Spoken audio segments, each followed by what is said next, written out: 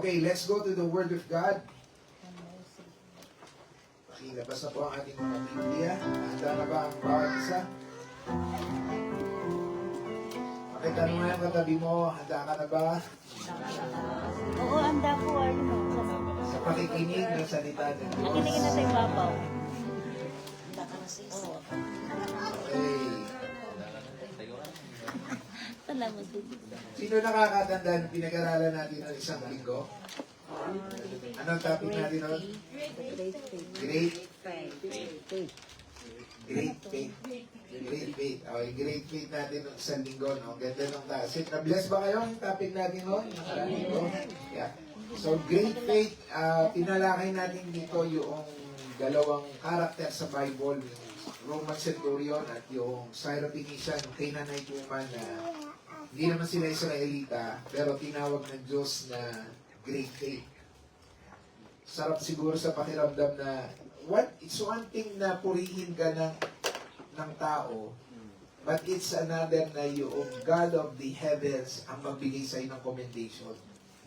Diba? Minsan kapag na-like ng isang taong tinitingala mo yung post, parang, wow, may like niya. You feel very, proud doon. Much more kapag yung Diyos ng mga Diyos ang nag-like sa'yo, nag-thumbs up. Pinusuan ka pa. Diba? Great faith. Double thumbs up yung binigay sa'yo ni... Grabe. So, itong na ito, we all want that great faith. At nakita natin na it is not our performance, church, hindi ang pagiging law-keeping mo, hindi ang pagiging ethnicity o lahi mo. Wala kang kinay talaga lahat ng tungkol sa atin yung at para tawagin tayo ng great, makitaan tayo ng Diyos ng great faith. It is only kapag nakita natin si Jesus kung sino siya. Kaya lagi ganun ang ginagawa natin dito sa church. Every time na kapag nag-aaral tayo ng salita ng Diyos, gusto ko lagi kayo, hindi kayo natututok doon sa ganda ng mensahe. Hindi doon sa ganda ng mensahe. Kaya minsan, parang ayokong gumawa ng mga PowerPoint. Parang ayokong magpakita ng mga... Kasi hindi tayo doon titingnan. Hindi yung kung paano ang husay ng pastor o nangangaral dito. Wala doon eh. Dapat ang nakikita natin lagi si Kristo. Tinuturuan tayo ng salita ng Panginoon na makita yung kakulangan natin, kawalan natin, at ang sufficiency ni Kristo sa buhay natin. Yun yung dapat lagi nating mindset dito na para bang, Lord, I have nothing. Wala po ako kung wala kayo sa buhay ko.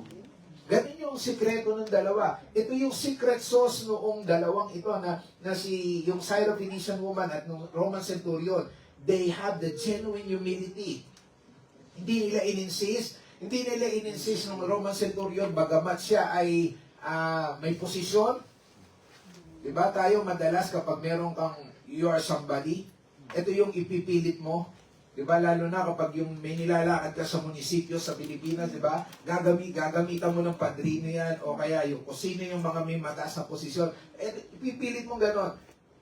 Gagamitan natin ng parang kapangyarihan, influensya. But this Roman centurion, he did not insist na, Roman centurion ako dapat Hindi, sabi niya, I am not worthy, just say the word. Grabe, no? Sabi naman ng Syrophoenician woman, bagamat nakatanggap siya ng parang denial na kay Jesus na, hindi, pumunta ako dito, hindi para sa inyo, sa Israel lang. Ganon. At hindi dapat tinatapon mga pagkain doon sa mga anak. Ibinibigay dapat sa mga aso. Tinawag pa siyang aso. Outsider. Pero sabi ng Syrophoenician woman, kahit mumo.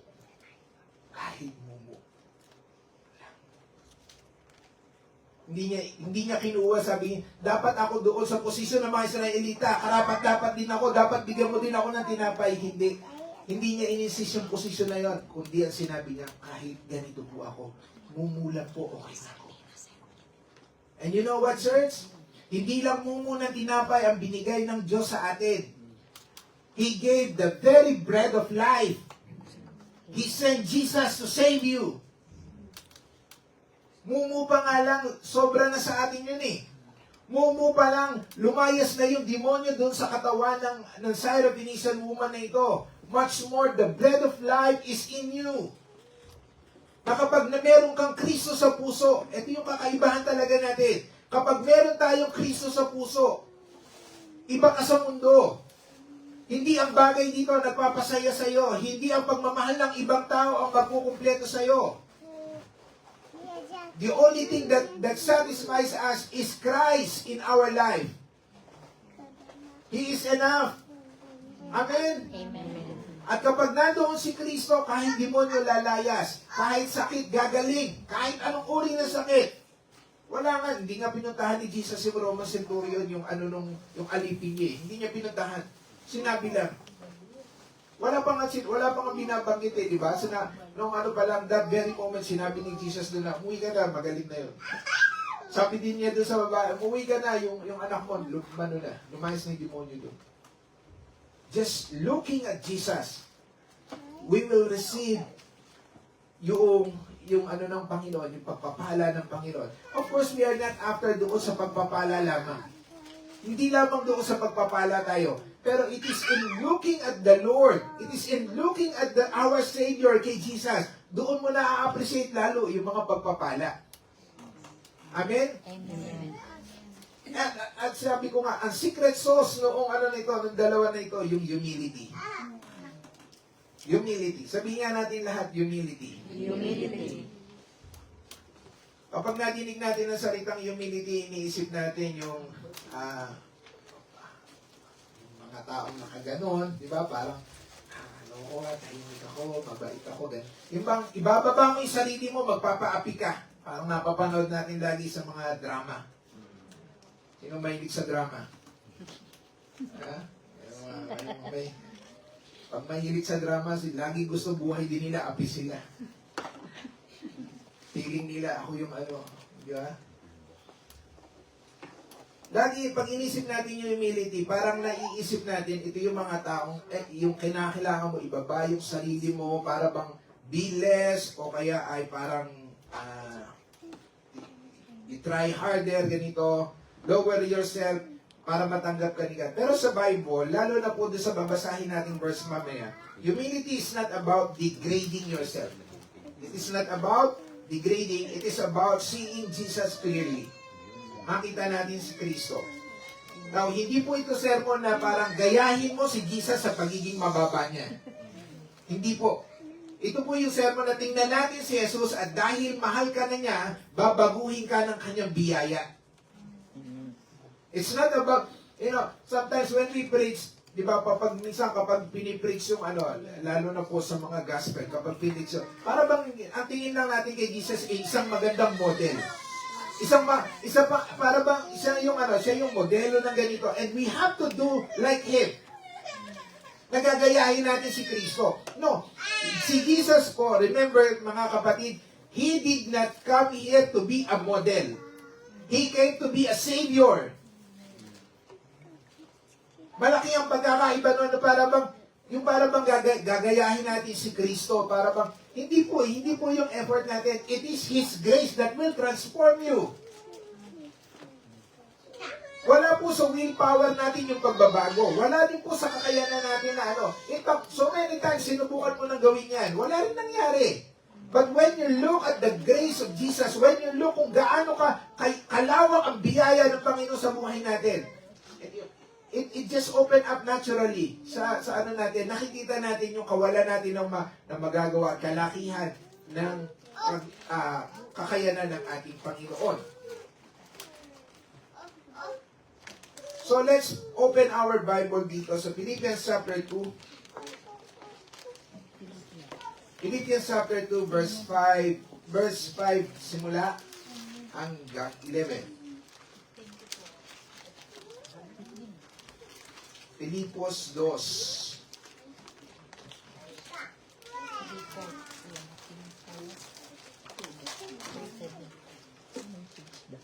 Cinco hanggang 11.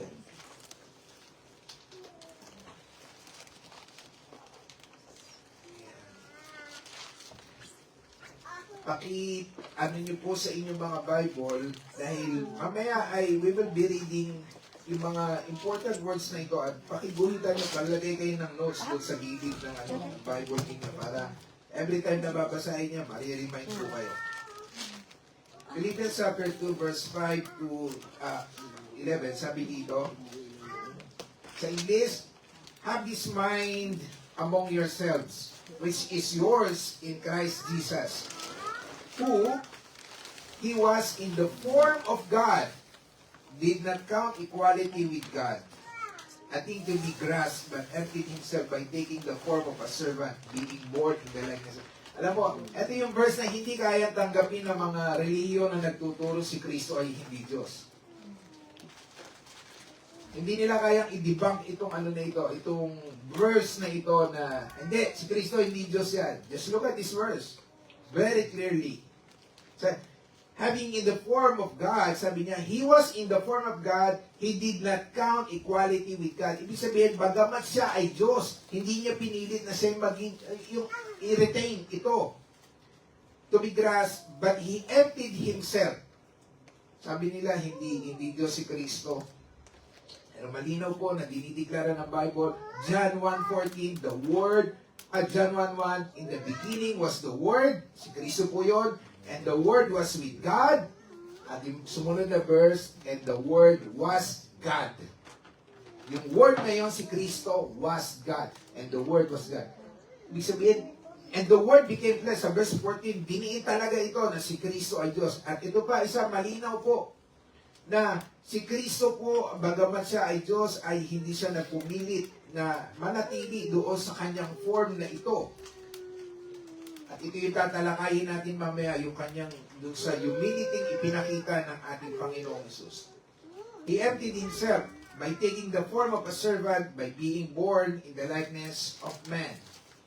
Sa verse 8, and being found in human form, si Kristo po ay naging tao lang. Ibig sabihin, found, hindi siya talaga tao, kundi nagkatawang tao. Malinaw po ba doon? Hindi siya tao lang. Siya po ay nagkatawang tao. Kaya parang para bang, kasi bakit tao? Kasi tao po yung ililigtas niya. So, He took the form of a man.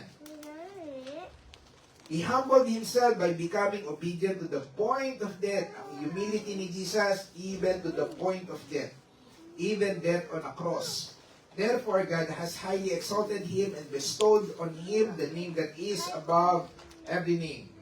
So that at the name of Jesus, every knee should bow in heaven and on earth and under the earth, and every tongue confess that Jesus Christ is Lord, to the glory of God the Father. Ang Philippians po ay sinulat ni Apostol Pablo habang siya po ay nakakulong sa kulungan ng Roma.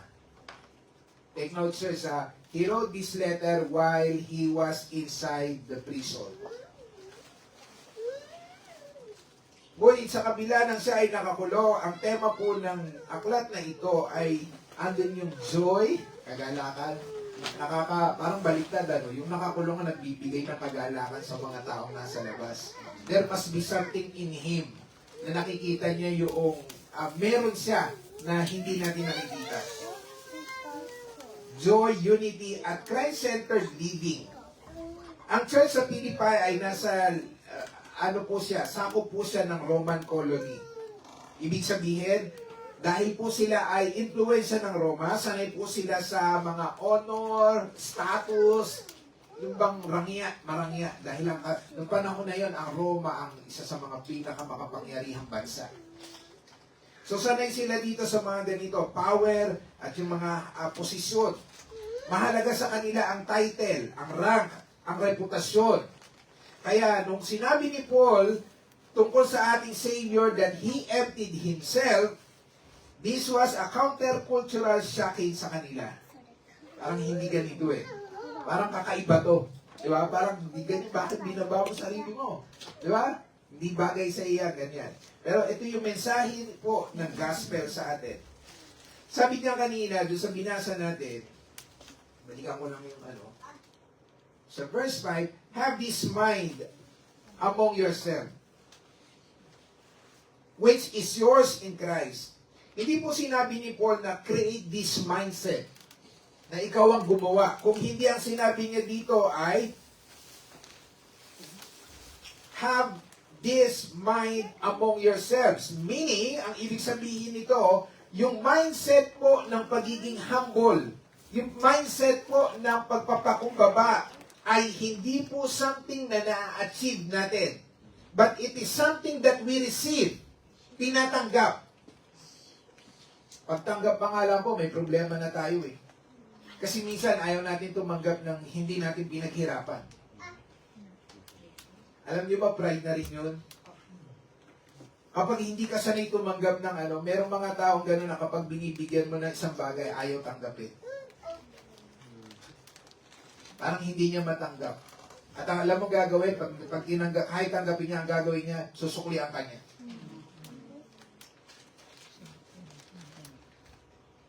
It's parang sa atin, parang pag tinignan natin ito ay para bang, hindi, ganun talaga, bigayan lang yan. Pero kung minsan po, kasi dahil hindi sa bigayan sa iyo kundi dahil sa ayaw mo, yung pride mo. It is our pride. Na para bang, I deserve this kasi binigyan ko siya. Diba? Pero hindi po, pagdating po sa ating Panginoon, lahat ng binibigay ng Panginoon, hindi ka deserving. Kaya ang tawag doon, undeserved favor. Amen? Humility flows from our identity, not our effort. Nagkakaroon tayo ng humility dahil sa nakikita natin yung ating identity sa harap ng ating Panginoon. Niloob lang ng Panginoon, pinatawad lang tayo, ginastify ka lang ng Panginoon dahil sa kanyang dugo, sa kapangyarihan ng kanyang dugo. Wala kang merito, kaya ka napatawad ng Diyos. Hindi po dahil sa humingi ka ng tawad. Alam mo ba yon? Kahit na maglakad ka doon ng paluhod mula sa pinto ng simbahan hanggang sa altar, hindi po sapat yun para patawarin ka ng Diyos. Kahit po sugatan mo ang katawan mo, katulad ng ginagawa ng ilan sa mga ritual ng pinapahirapan ng kanilang sarili para po magkaroon ng kumbaga parang ma-please nila ang Diyos. Ayan, Lord, sinugatan ko na sarili ko, patawarin mo na ako. It cannot be. Walang sapat tayo na magagawa kung hindi para mapatawad ng Panginoon. The only thing that God can forgive us is through the blood of a pure Savior. Noong Old Testament, ang pagpapatawad, wala po pagpapatawad ng Old Testament, shadow lang sila. Tinatakpan lang yung kasalanan ng dugo ng mga hayop. Okay? Tinatakpan lang po yung kasalanan nila noon ng mga dugo ng mga hayop. Pero nung dumating si Kristo, ang pagpapatawad sa atin ay kompleto. Amen. Amen? Palakpakan naman natin ang ating Panginoon. Ang mainit po yung auto. Patayin na kaya natin yung Pwede ba? Peter? Mga naka-jacket naman po yun. Ilan ba siya? Gawin yung 25 or 24? Dito sa araw, medyo mainit kasi. 19. Mga naka-jacket naman siguro, okay lang na. Kasi haba at mainit kasi. Okay po. So, sabi dito, yung pagkakaroon natin ng mindset ng baba. Sino dito gusto mong maging humble ka? Alam mo mahirap pero gusto mo. Humble. Hindi po humble. Mahirap. Kasi countercultural din sa atin to pagiging humble. Di ba? Sa atin mismo. Mahirap pong maging mababa talaga. Pero, tingnan natin yung verse na ito, na yung pagiging humble pala, it's something that we receive, not achieve. Kaya kung gusto mo na, kanina pa lang nung pala sinimulan natin, ang secret sauce ng pagtanggap ay humility. Pinakita ito ng ating Panginoon doon sa kanyang sakripisyo. At pinakikita rin dito sa verse na ito, sa verse 5, na yung pagiging, yung humility na tinutukoy dito, it is not something that you perform, not by your effort, but something na tinatanggap mo lang. Kapag nakita mo yung ating identity sa harap ng ating Panginoon, it flows from our identity, not effort. Sabi dito sa verse 6 din po, in the form of God, yet He did not grasp. Bagamat siya ay Diyos sa Tagalog, pwede po bang basahin natin yan sa verse 6 yung sa Tagalog yung verse 6? Sister Lydia, may Tagalog po ba yan? Opo. Paki-ano nga po yung Okay. kuha po yung antipara. Verse 6. Verse 6. Kahit taglay niya ang kalikasan ng Diyos, hindi niya ipinagpilitang manatiling kapantay ng Diyos. Grabe. Bagamat taglay niya. Diba? In the form of God, hindi niya pinagpilitan ito. Now, yung form of God, ibig sabihin po, ano ba? Yung form of God, ang ibig sabihin ko, same nature, same essence, truly God. Totoong Diyos siya. Si Jesus po ay hindi po naging Diyos. Siya mismo ay Diyos. He is God, pero pansinin po natin, He did not grasp, He did not cling, hindi niya pinagpilitan yung kanyang karapatan, but ang kanyang ginawa po sa pagpapakita ng humility ay give up, inano niya ito, para bang hindi sa give up, hindi pinabinitawan. He remained as God pa rin po. Pero kumbaga parang hindi niya pinalit yun, ibinaba niya yung kanyang sarili. He took the form of a lower form, yung man. Alam mo ba, parang isang Diyos ay magkatawang tao, isang napakalaking pagbabago po yun. Can you imagine, church, isa kang anak, halimbawa, yaman ka ni Elon Musk, nakatira ka sa nakatira ka doon sa talagang palasyo ng mga bilyonaryo. Tapos sabihin, magbabago ka ng titira ka muna doon sa squatter area, sa dump site. Parang ganun ang nangyari. Ang hirap, di ba? Iwan mo yung rangya ng langit and you live doon sa mga magulo, makasalanan, mahirap, may sakit, puro sakit ng loob ang dulot ng mga tao, mga kasama niya. He emptied himself, sabi dyan sa verse 7, He emptied himself by taking the form of a servant. Clarification lang po, yung emptied himself does not mean that He stopped being God. Hindi sinabi po na nawala yung pagiging Diyos ni Kristo dito or He lost His divinity. Hindi. It means He laid aside His privileges. Bitawan mo yung privilege mo. Not His power, Hindi yung kanyang kapangyarihan, pero yung kanyang karapatan. I remember, habang si Kristo ay nakapako sa krus, imagine niyo to nung si Kristo ay nakapako sa krus, para iligtas ang sangkatauhan. Tapos, ang sinasabi, sa halip na matuwa yung mga tao, at sabi ng mga tao sa kanya, di ba? Ipako yan. Crucify. 1 week ago, bago dumating yung crucifixion day na ito, people were laying yung mga carpet doon sa harap nung pumasok yung hari si Kristo. Yung palaspas, nilalatag nila doon sa at wini-welcome Hosanna to the highest. And 1 week after, the same people was crying, crucify, crucify. Nakapako na si Kristo ron, at yung sabi po ng mga tao na nagmamak sa kanya, ala ko ba hari ka? Ba't di mo iligtas yung sarili mo? Kung ikaw yun, what would you do? You have the power. Liligtas ang sarili. Loko to Sample lang ko nga. Diba? Totoo? Kung tayo yung nandoon na may power, may kakayanan, ikaw nga, hindi ka pumapayag na maargabyado sa Gemba.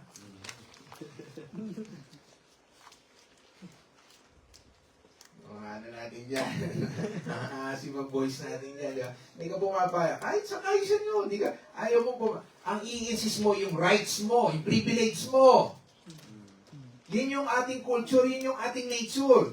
Pipilit ko yan, kahit sa loob ng bahay. Pipilit mo yung karapatan mo. Sometimes, maganda po yung pinipilit yung right, pero hindi sa lahat ng pagkakataon ginagawa ito. Ganito yung ginawa ng ating Panginoong Jesus. He did not, yung ibig sabihin kanina na he took the form. Ano binanggit doon? Hindi niya iniwan yung pagiging Diyos po. Take note. He remained as God. He still has the power. Pero ang ibig sabihin nito, hindi niya ginamit yung kanyang privilege. Mahirap yun. Sa atin nga, hindi natin kaya eh. We always want rights. Sa ano nga lang, pag na-delay yung ano, dapat, balik niyo yung ano, i-refund nyo to. Pag hindi maganda service sa Jollibee, ayaw nito. Hindi maganda service sa mga ano, re-reklamo tayo. Bakit? Rights mo yun eh. Si Jesus, hindi po. He has all the rights. Noong sinabihan siya ng ano, noong sinabihan siya nung ano doon na sabi niya, akala ko ba Diyos ka? Bakit hindi mo iniligtas ang sarili mo? Akala ko ba hari ka? Bakit hindi mo actually, kayang magpadala ni Jesus ng isang anghel lang. Isang anghel lang He has millions of angelic army sa langit. At His command, sa isang salita ng Panginoon, pwedeng bumaba yung millions of angels na yon.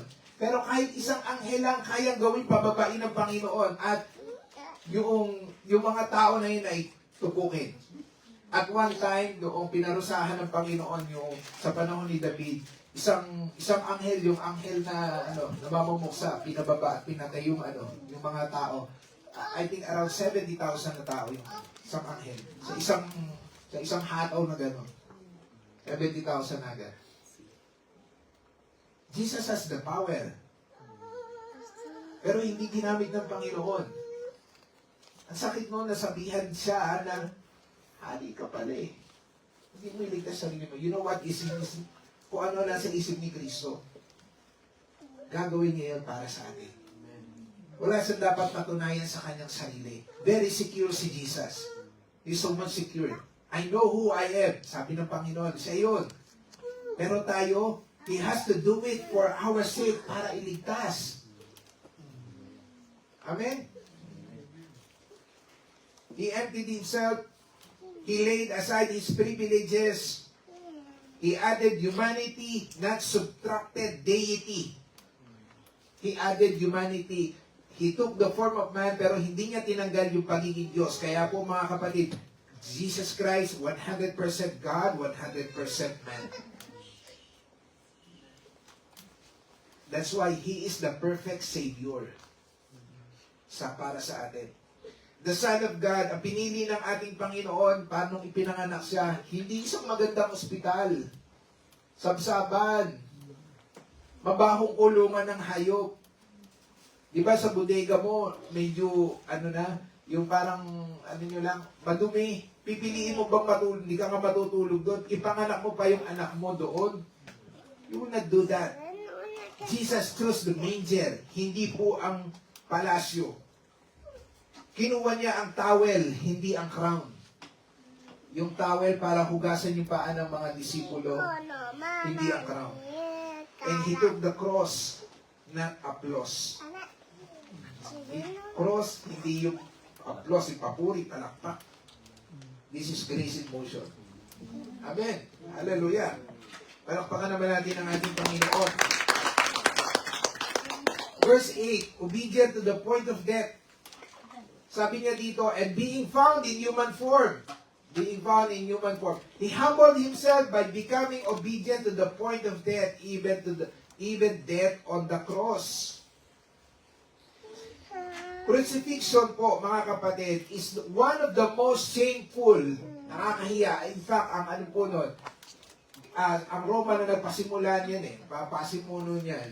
Ito po yung kapag pinako ka sa cross, ito yung pinakasukdulang parusa. Ginagamit lang ito sa mga kriminal na mga talagang grabe. Yung merong kasalanang Hindi lang na ng ghost project, kundi yung kasalanan, grabe, may rape, mga ganun talaga, yung mga sukdulang kasalanan. Kapag pinako ka sa cross, ibig sabihin, ikaw na yung pinaka. Ganon. At the cross, Jesus did not die as a martyr. Hindi po siya namatay bilang martyr, but He died as a substitute. Alam niyo kung bakit? Tayo po yung dapat na nandoon eh. Ang kamatayan ng Panginoon ay hindi parang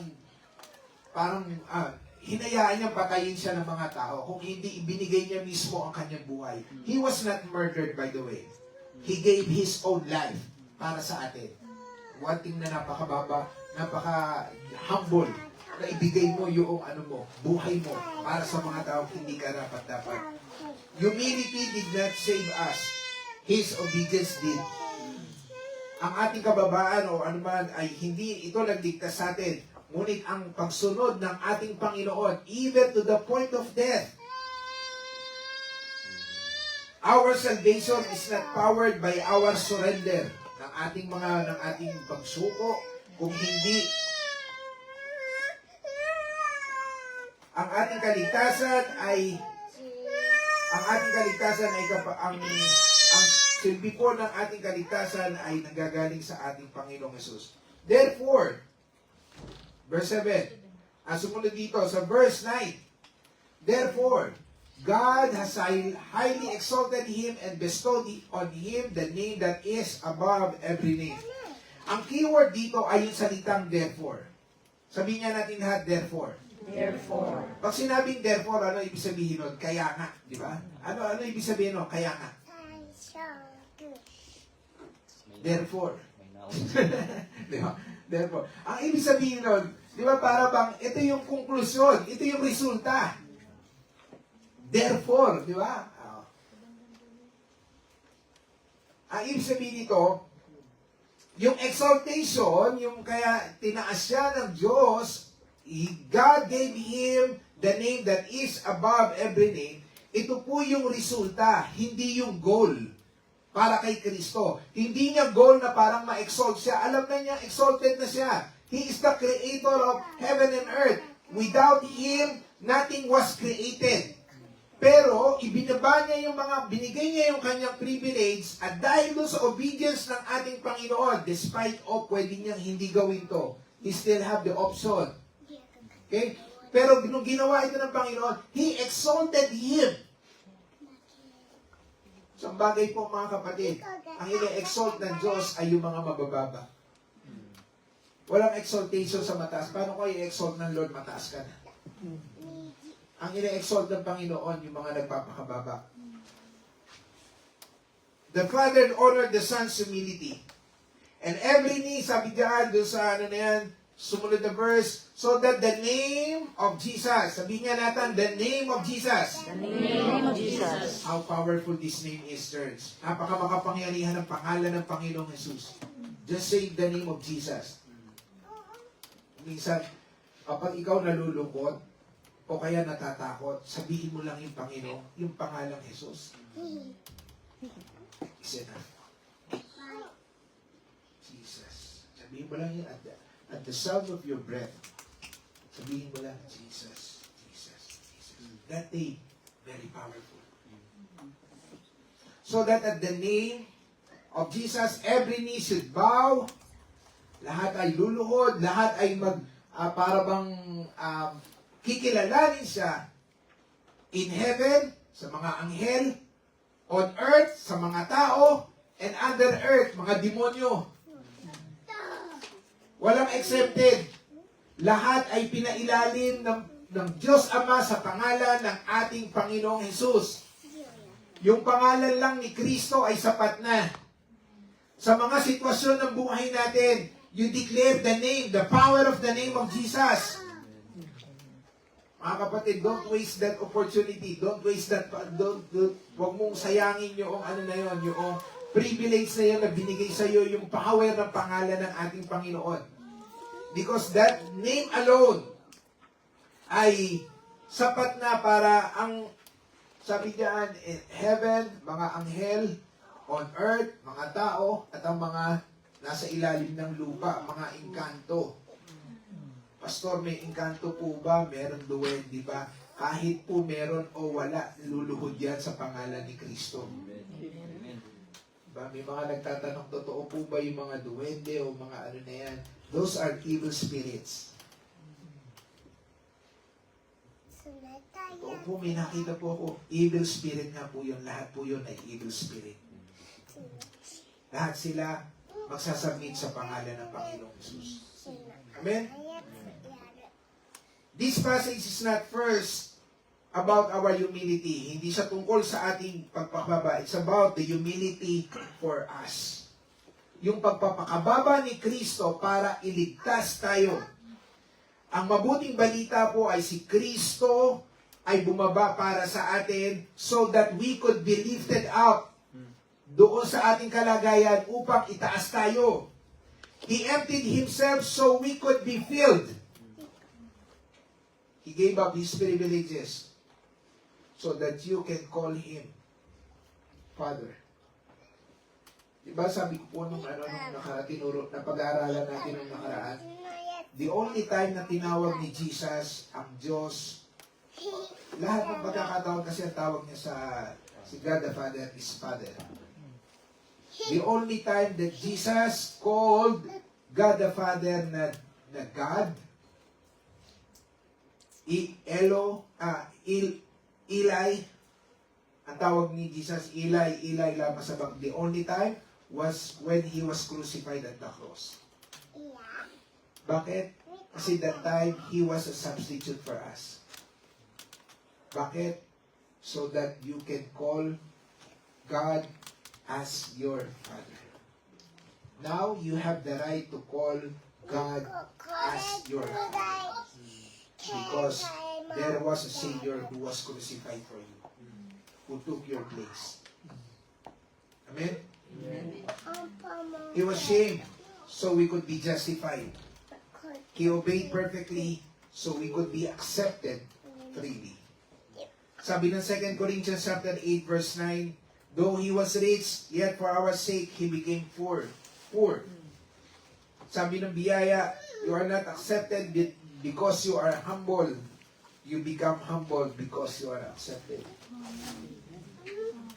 Hindi ka naging, sa Tagalog, hindi ka naging humble dahil, hindi ka tinanggap dahil humble ka. Humble ka eh. Diba? Humble. Humble. Hindi ka tinanggap dahil humble ka. Kundi, ikaw ay tinanggap na, kaya ka nagiging humble. You understand yourself, I am not worthy to be saved, to become children of God, and yet, you died on the cross for me. So, paano ngayon natin i-apply ito sa buhay natin? Ito maganda, church. Paano natin dadalhin ito sa buhay natin? Don't strive for word. Huwag mong ipilit huwag kang mag-ano ng hangad na parang papapahalaga sa'yo. Huwag mo ipilit din sa Diyos ito. Para bang, Lord, eto po ako. Katulad lang ng pinag-aralan natin nung nakaraan linggo, yung Syrophoenician woman at yung centurion. They took the great humility. That's why Jesus saw it as great faith sa kanila. Huwag natin i-compare yung sarili natin. Stop comparing yourself to others. Ganito ko, mas mabuti ko sa kanya. Mas maano ko, siguro okay ako kay Lord kasi ako nag-church. Siya hindi, absent. Diba? Mas okay ako kay Lord sapagkat binasa ko yung Bible na binigay ni Pastor. Diba? Siya hindi. No. Church, do not stop comparing yourself. Katulad nung tax collector at yung Pharisees, di ba, nung nag-ano sila, sabi ng Pharisees, ako po nagtatites, ako po ginagawa ko ito, patulungin po ako sa ibang tao. Tapos sabi naman ng isang tax collector na nananalangin, dinadagukan yung kanyang sarili. Isa po ako makasalanan, mahabag po kayo sa akin. Sabi ni Jesus doon sa huli, yung tao na yun yung na-justify. when we compare ourselves doon sa ibang tao, we tend parang i-minimize natin yung weakness mo. Hindi mo makikita kung saan ka mahina. Wala kang dapat patunayan. You just have to trust.